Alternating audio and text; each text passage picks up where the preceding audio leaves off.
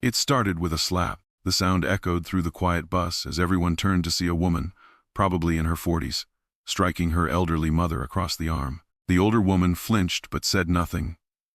Her eyes focused on the floor. The daughter hissed, loud enough for everyone to hear, "You're so useless. Can't you do anything right? No wonder Dad left you." Hey there. If this story moved you, don't forget to hit subscribe to join me for more powerful real-life stories that spark change and inspire strength. Together, we can explore stories of resilience, justice, and the moments that make a difference. Your support helps amplify voices that need to be heard, so let's grow this community of changemakers. Click subscribe now, and let's continue this journey together. The bus went dead silent. Some passengers looked away, clearly uncomfortable, while others just stared, unsure of what to do. The elderly woman, her hair thin and gray, her hands trembling as they gripped her purse, whispered something, but the daughter cut her off. "Shut up! You embarrass me every time we go out." She rolled her eyes dramatically and leaned back in her seat as if she'd just won an argument. The mother shrank further into herself, her shoulders hunching. I sat a few rows back, feeling my stomach churn. A few seats ahead, a tall, older black man wearing a worn army jacket shifted in his seat. He had one of those faces that told a story, lines etched deep into his skin, a beard streaked with gray. I noticed his hands clenching the strap of his duffel bag. Finally, he stood up. The man moved slowly, but with purpose, steadying himself as the bus jolted to a stoplight. He walked down the aisle and stopped in front of the daughter. For a moment, I thought he might yell or get in her face, but instead, he spoke in a calm, even voice. "Excuse me, ma'am," he said, his voice deep but gentle. "I couldn't help but hear what you said to your mother." The daughter glared at him. "Mind your business, old man." The man didn't flinch. "You're right, it's not my business. But I couldn't sit there and watch someone talk to their mom like that." "Seriously? Who do you think you are?" she snapped. He reached into his pocket and pulled out a small photo, holding it up for her to see. It was faded and creased, but you could make out a young man in a uniform, smiling with his arm around a woman. "That's me and my mom," he said. "She raised me on her own after my dad left. Worked 2 jobs, never complained. She passed away 5 years ago." The bus was completely silent now. Even the driver was watching in the mirror. "I would give anything," he continued, his voice breaking slightly, "anything to have one more day with her. To hear her laugh, or even just sit next to her like you are now. And here you are, treating yours like she doesn't matter." The daughter opened her mouth but seemed to think better of it. Her face turned red as she looked around, realizing the whole bus was watching. "She's your mother," the man said, his voice firm now. "You don't get to treat her like trash. You don't know how many more days you'll have with her. Don't waste them like this." For a moment, no one moved. The daughter looked down, avoiding his gaze, while her mother sat frozen, her eyes wide and teary. The man didn't say another word. He tucked the photo back into his pocket and returned to his seat, staring out the window. The daughter didn't speak again for the rest of the ride. When the bus reached her stop, she stood up and helped her mother to her feet, murmuring something I couldn't hear. They got off together, and for the first time since I'd noticed them, the daughter wasn't walking ahead or yelling. The black veteran stayed on the bus. As we approached the next stop, I passed by his seat on my way to the door. I wanted to say something, to thank him, but all I managed was, "That was brave." He shook his head. "It wasn't brave," he said. "It was necessary." I got off the bus, feeling the weight of his words. Sometimes, it takes just one person to stand up and remind us of what really matters. As I stood on the curb, the bus pulled away, but my mind stayed stuck on the scene that had just unfolded. The weight of the veteran's words settled deep in my chest. It was necessary. I kept thinking about how close the rest of us had been to doing nothing. Most of us had just sat there, watching in silence. Sure, we felt uncomfortable, even angry, but none of us moved. What was it about the man in the army jacket that made him different? Maybe it was his age, or his experiences.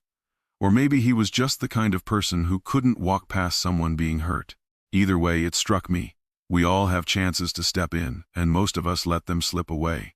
As the week went on, I couldn't stop replaying the moment. At first, it felt like just another random encounter you'd forget in a few days, but it wasn't. It stuck with me. Part of it was the veteran's courage, but part of it was something else, what his actions did to the atmosphere on that bus. Something had changed. When he stood up, it was like he broke through a wall everyone else was too scared to touch. Afterward, it wasn't just the daughter who looked humbled. I noticed other people, young couples, friends, strangers starting to talk to each other in hushed voices, some even exchanging knowing nods. He didn't just stand up to the daughter. He reminded all of us that we were a community, even for just one bus ride. But the story didn't end there. A few weeks later, I found myself on the same route. And wouldn't you know it, the same veteran climbed on. He looked exactly the same, worn jacket, weary eyes, but this time he had a slight limp I hadn't noticed before. I moved over to make room for him to sit next to me. "Hey," I said, trying not to sound awkward. "I saw you a few weeks ago, that day with the mother and daughter." He looked at me, his face softening as he nodded. "I remember. I just wanted to say," I stammered, "that what you did, it stuck with me. I can't stop thinking about it." He sighed and adjusted the strap of his bag. "It wasn't about me, son. It was about her."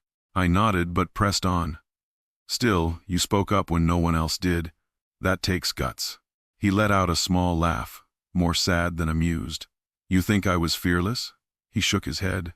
"I was scared as hell. These days, standing up for something feels like walking through fire. But you do it anyway because letting it slide, that eats at you more." His words hit me harder than I expected. I realized that what he'd done wasn't just for the mother. It was a stand against all the little injustices we let pass us by every day. "I needed to see that," I said after a moment. "It reminded me that staying quiet is just as bad as being part of the problem." The man looked out the window and smiled faintly. "We're all part of the problem, if we're not trying to make it better." Before I could respond, the bus slowed at the next stop.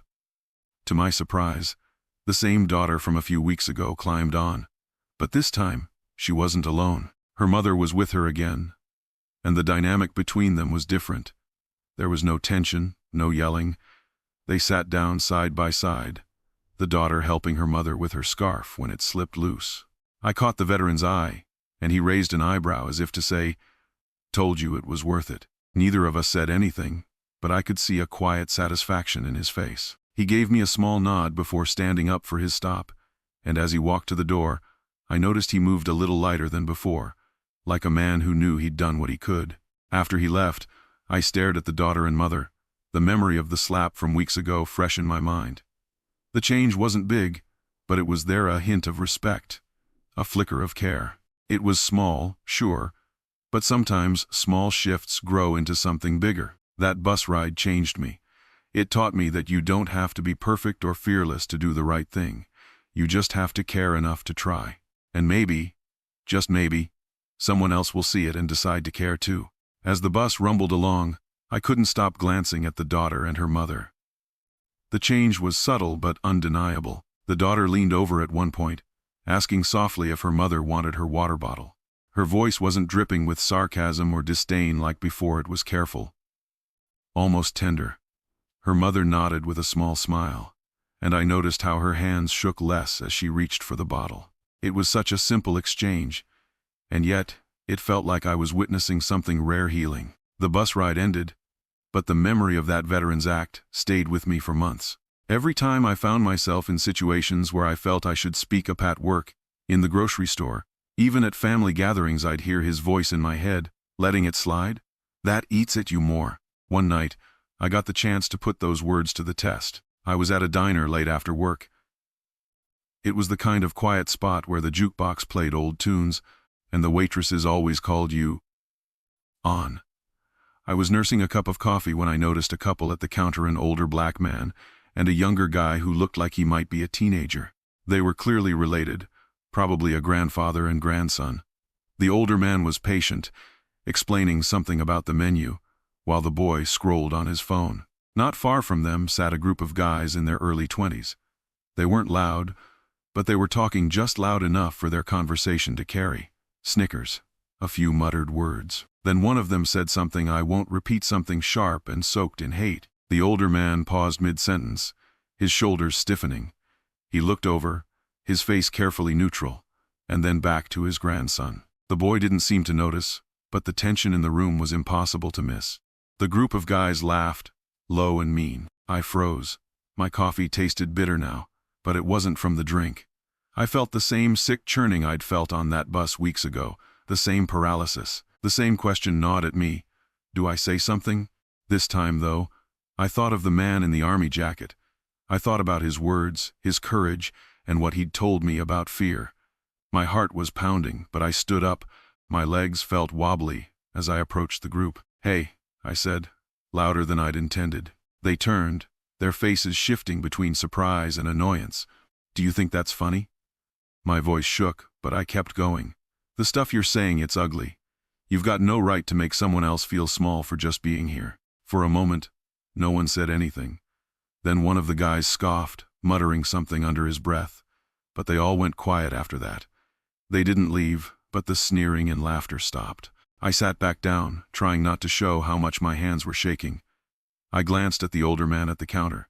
He didn't look at me, but I noticed the slightest dip of his head, a wordless thank you. I could see his grandson looking confused, clearly unaware of what had just happened. And I thought to myself, maybe that was the point. Maybe the younger boy wouldn't grow up thinking it was normal to be belittled, simply because someone stood up, even if just for a moment. When I left the diner, I realized something had shifted inside me. The man on the bus didn't just teach me to stand up for others. He'd taught me the power of stepping in, even when it feels messy, awkward, or terrifying. And maybe, just maybe, his lesson rippled out to more people than he'd ever realize. One act of courage leading to another, one small ripple becoming a wave. That night at the diner stayed with me for a long time. I thought about how hard it was to push myself into action, how every fiber in my body had screamed at me to stay quiet, not make it worse, not put myself in the spotlight. But after it was over, something in me felt lighter, like I'd finally stopped carrying some invisible burden I hadn't even realized was there. And then, weeks later, it all came full circle. I was back on that same bus route, the usual rhythm of my commute settling into familiarity. I didn't think I'd see them again, the black veteran, the mother and daughter, but life has a funny way of surprising you. This time, it wasn't just an encounter. It felt like I was being reminded of something I didn't even know I needed to see. It started when the bus pulled to a stop and the daughter and her mother got on. I recognized them immediately, but something about them was different. The daughter still looked stressed. She had that tired, frazzled expression so many people carried, but the way she held her mother's arm was tender, protective even. As they walked down the aisle, the mother stumbled slightly, and the daughter didn't bark or snap. Instead, she leaned closer, whispering something I couldn't hear. The mother laughed softly, her face lighting up in a way I hadn't seen before. They found a seat near the front, and as the daughter helped her mother settle in, she pulled out a small bag and handed it to her. It was just a sandwich, but the way the mother beamed, you'd think she'd been handed a gift wrapped in gold. I didn't want to stare, but I couldn't look away either. Watching them, I felt that same ripple I'd felt the day the veteran spoke up. This was the kind of change you don't often see. Quiet, slow, but deeply real. And then, as if fate had planned it, the next stop brought the man in the army jacket back onto the bus. He didn't notice me, but I noticed him. He looked the same, weathered, steady, purposeful, but there was something about the way he carried himself that made you feel like everything might just be okay. As he walked past the mother and daughter, he paused, glancing down at them. He didn't say anything, but the daughter looked up, and for a moment, their eyes met. It was quick, just a nod from the veteran, a small, almost imperceptible smile from the daughter, but it was enough. They didn't need words. That brief moment said everything. Recognition, gratitude, growth. The man moved down the aisle, found a seat near the back, and stared out the window like he always did. I wanted to approach him, to tell him what I'd seen, how that one moment weeks ago had spiraled into something bigger. But I didn't need to. Somehow, I think he already knew. When the bus reached my stop, I hesitated at the door. I glanced back at the veteran, then at the mother and daughter. And in that instant, I realized something important. Courage isn't about being fearless or loud or even bold. Sometimes, it's just about showing up and doing what you can, even if you never know the full impact of your actions. For the rest of the day, I carried that thought with me. And every time I hesitated, whether it was holding a door for someone, stopping to help a stranger with a question, or just smiling at someone who looked like they'd had a hard day, I thought about how those small acts could be the start of something bigger. Because maybe the ripples we create aren't ours to measure. Maybe the only thing that matters is starting them in the first place.